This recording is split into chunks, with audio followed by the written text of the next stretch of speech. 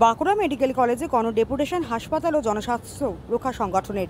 আজ Bankura Sammilani medical college ও হাসপাতালে গণডেপুটেশন কর্মসূচি করল হাসপাতাল ও জনস্বাস্থ্য রক্ষা সংগঠন বাঁকুড়া জেলা কমিটি।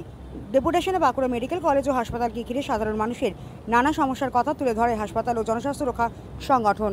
সংগঠনের আহ্বায়ক ডক্টর সুভাষ মণ্ডল জানান, রোগীদের শয্যা সংখ্যা বাড়াতে হবে, হাসপাতালের মেঝেতে রেখে চিকিৎসা করা চলবে না। নিউরো সার্জারি, কার্ডিওভাস্কুলার সার্জারি ও এন্ড্রোক্রিনোলজি সহ বেশ কিছু গুরুত্বপূর্ণ বিভাগ চালু করার দাবি তোলেন তিনি। ডাক্তার সুভাষ মণ্ডল আরও জানান, স্বাস্থ্যসাথী কার্ড ছাড়াই রোগীদের চিকিৎসা করতে হবে এবং হাসপাতালে বিনামূল্যে সরবরাহকৃত 644টি ওষুধ থেকে বাদ পড়া 284টি ওষুধ আবার চালু করতে হবে।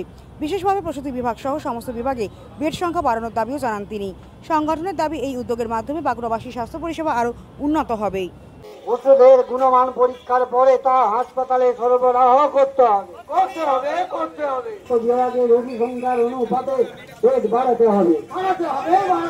ধরনের অপারেশন এই হাসপাতালেই করতে হবে। কোন অজুহাতে রোগীকে অন্যত্র রেফার করা চলবে না।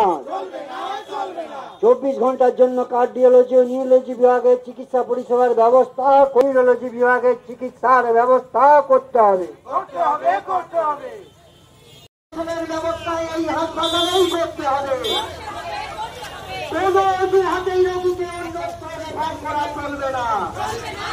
আমি সাইড কাটবো, কিন্তু সাইড কাটবো, সাইডে যাবো।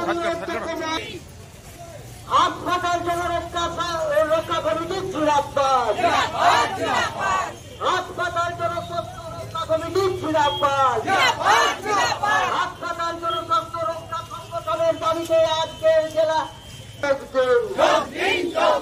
স্বাস্থ্যসাথী কার্ড ছাড়াই সমস্ত রোগের চিকিৎসা হাসপাতালেই করতে হবে। অজুহাতে সরকারি হাতে বরাদ্দ না কমিয়ে প্রয়োজনের নিরিখে তা বাড়াতে হবে। হাসপাতালে বিনামূল্যে সরবরাহকৃত 644টি ওষুধ থেকে কোন অজুহাতে 284টি ওষুধ বাদ দেওয়া চলবে না।